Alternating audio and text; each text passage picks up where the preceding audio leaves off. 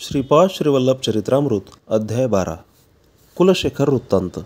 श्री सुबैया श्रेष्ठी कितीतरी नवीन विषय सहजपणे समजावून सांगत. त्यांच्या सांगण्याने ऐकणाऱ्यांचा आत्मविकास होत असे. ते सांगत असत की श्रीपाद वल्लभ साक्षात व्यंकटेश्वर स्वामीच आहेत. कलियुगात तेच कल्की अवतार धारण करणार आहेत. साधारणपणे कालगणनेनुसार कलियुगात 4,32,000 वर्षे आहेत. परंतु सांद्र सिंधू वेदाप्रमाणे कलियुगात 5,000 वर्षांचा काळ लोटल्यावर सामान्य प्रलय होऊन सत्ययुगाची स्थापना होईल. या संबंधात ब्राह्मणांनी सांगितलेली माहिती श्रेष्ठींनी सांगितलेल्या माहितीपेक्षा निराळीच होती. श्वासाचा आयुष्याशी संबंध. कलियुगामध्ये कलीची अंतर्दशा 5,000 वर्षांत संपते. त्यानंतर थोडा काळ संधिकाळ असतो. त्यानंतर कलियुगात सत्ययुगाची अंतर्दशा प्रारंभ होते. कलियुगात एकूण 4,32,000 वर्षांचा काळ असला तरी अंतर्दशा, सूक्ष्मदशा, विदशा इत्यादी असतात. हा योग शास्त्र समजणाऱ्यांना कळण्यासारखा विषय आहे. ब्रह्मदेवाने प्रत्येकाला 120 वर्षे आयुष्यमान दिले आहे. परंतु प्रत्येक व्यक्ती 120 वर्ष जगेलच असे नाही. 120 वर्षांत किती श्वास प्रवास सामान्य स्थितीमध्ये येऊ शकतो तेवढे श्वास प्रश्वास दिलेले आहेत. मन चंचल असणारे, रागीट स्वभावाचे, घाईघाईने धावणारे, सदैव दुःखात अथवा उदास असणारे, दुष्टपणाने वागणारे लोक आपला श्वास कमी वेळात संपवून टाकतात. सर्वात कमी श्वास प्रश्वास घेऊन कासव 300 वर्ष जगतो. अत्यंत चंचल स्वभावाचे माकड अल्पकाळच जिवंत राहते. श्वास प्रश्वास घेताना आपली सर्व इंद्रिये चांगल्या अवस्थेत असावयास हवी. योगीजन वायूंचे कुंभक करून श्वास शरीराच्या आतील भागात फिरत राहील असे करतात. यामुळे कितीतरी श्वास शिल्लक राहून ते दीर्घकालापर्यंत जीवित राहतात. मनुष्याच्या शरीरात जीवाणू परिणामक्रमाप्रमाणे बदलतात. श्रीपाद चरित्रामृताच्या पारायणाचे फळ. 10 वर्षांपूर्वी असलेले शरीर आता सारखे नसते. जुन्या जीवाणूंच्या ठिकाणी नवीन जीवाणू जन्म घेतात. नवीन शरीर भाग जन्मतो त्याप्रमाणे प्राणशक्तीसुद्धा अनेक बदलातून जात असते. जीवनदायक नवीन प्राणशक्ती निर्माण होते. रोगट जुनी प्राणशक्ती नाश पावते.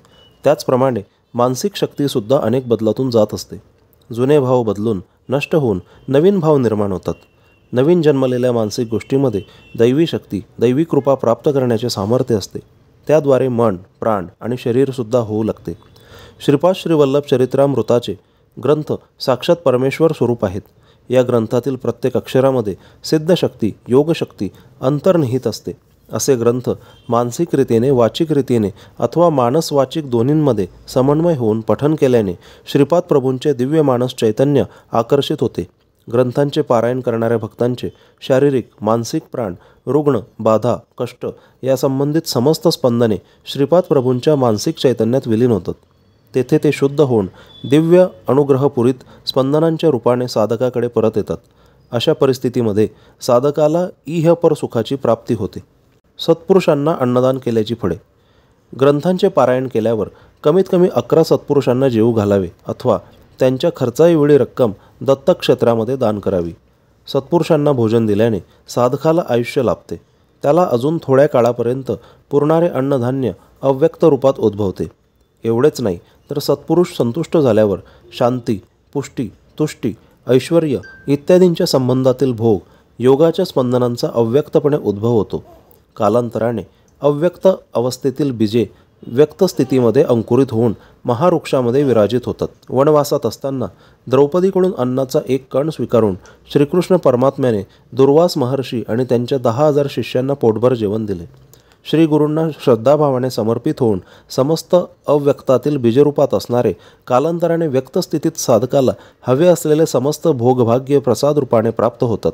सांदीपनी ऋषींच्या आश्रमात विद्याग्रहण करण्यासाठी राहिले असताना श्रीकृष्ण आणि सुदामा एकदा दर्भ तोडून आणण्यासाठी वनात गेले. श्रीकृष्ण थकल्यामुळे सुदामाच्या मांडीवर डोके ठेवून ते थोडा वेळ निद्रिस्त झाले. सुदामाला भूक लागली होती. गुरुमातेने दोघांसाठी थोडे पोहे दिले होते. ते श्रीकृष्णास न सांगता एकटाच खाऊ लागला. झोपेचे सोंग घेतलेले झोपेतून उठल्याप्रमाणे आव आणून म्हणाले, सुदामा भूक लागली आहे. घरून येताना गुरुमाऊलीने मुलांना भूक लागेल म्हणून काहीतरी खायला दिले का? सुदामाने नाही म्हटले. श्रीकृष्ण सुदामाला म्हणाले, तू काहीतरी खात असल्यासारखे वाटले मला. सुदामा म्हणाला, मी विष्णू सहस्त्रनाम म्हणतो आहे. श्रीकृष्ण म्हणाले, ओहो असे काय? मला एक स्वप्न पडले की आपणा दोघांसाठी गुरुमाऊलीने पोहे दिले. ते तू मला न देता एकटाच खात आहेस. एवढ्यात सुदामा म्हणाला, श्रीकृष्ण थकला आहेस ना? त्यातून दुपारची वेळ यावेळी पडलेल्या स्वप्नांचे काही फळ नसते असे शास्त्र सांगते. श्रीकृष्ण स्मित हास्य करून गप्प राहिले.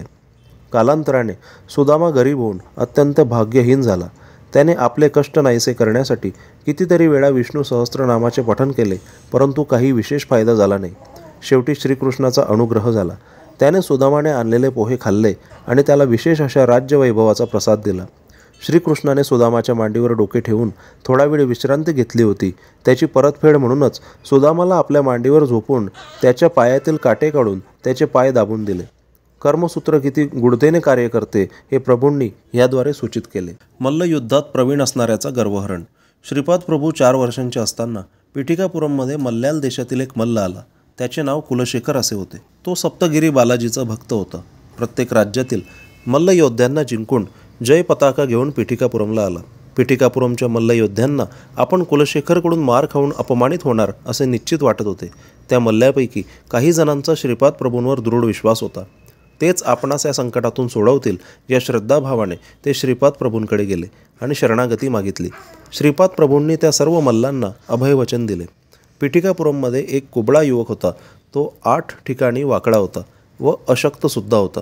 तो काही काम करू शकत नव्हता, तरी त्याला श्रेष्ठींनी पगार देऊन ठेवून घेतले होते. तो श्रीपादांचा भक्त होता व सतत त्याची आपली विकृती दूर करण्यासाठी प्रार्थना करीत असे. त्यावर श्रीपाद त्या युवकास भीमास म्हणाले होते, योग्य वेळ येताच मी तुझे काम करीन. श्रीपाद त्या मल्ल्यांना म्हणाले, आपला भीम आहे ना, कुलशेखरासमोर जाण्यास तो योग्य आहे. भीमासारखे आपल्या पाठीशी असताना आपणास काय भय. भीमाची श्रीपाद प्रभूंवर अढळ श्रद्धा होती. ठरल्याप्रमाणे भीम आणि कुलशेखराचे मल्लयुद्ध सुरू झाले. अनेक लोक हा अद्भुत सामना पाहण्यास जमा झाले. कुक्कुटेश्वराच्या मंदिरातील प्रांगणात मल्लयुद्ध सुरू झाले. कुलशेखराच्या प्रत्येक माराबरोबर भीमाचे शरीर बलवान होत होते. तो ज्या ठिकाणी भीमास मारित होता त्याच ठिकाणी तितक्यात जोरात त्याला मार लागत होता. कुलशेखर थकला. भीमाचे कुबड जाऊन तो बलवान झाला. कुलशेखर श्रीपाद प्रभूंना शरण आला. श्रीपाद प्रभू म्हणाले, कुलशेखरा, मानवी शरीरावर 108 मर्मस्थाने असतात. या सर्वांचे ज्ञान तुला आहे. भीमाचा केवळ माझ्यावर विश्वास आहे. मीच त्याचा रक्षक आहे हे ज्ञान त्याला आहे. तू अहंकाराने फुगला आहेस. आजपासून भीमाची सारी दुर्बलता तुला देतो आहे. तुला अन्न वस्त्राला कमी पडणार नाही. तुझ्या शरीरातील प्राणशक्ती घेऊन भीम अत्यंत बलवान झाला आहे. तिरुपतीला असणारा मीच आहे. कुलशेखराला क्षणभर श्रीपादांनी श्री व्यंकटेश्वराच्या रूपात दर्शन देऊन कृतार्थ केले. श्रीपादांच्या लीला अचिंत्य आहेत. त्यांची करुणा प्राप्त करणे हाच आपल्यासाठी एक मार्ग आहे. श्रीपाद श्रीवल्लभांचा जय जयकार असो.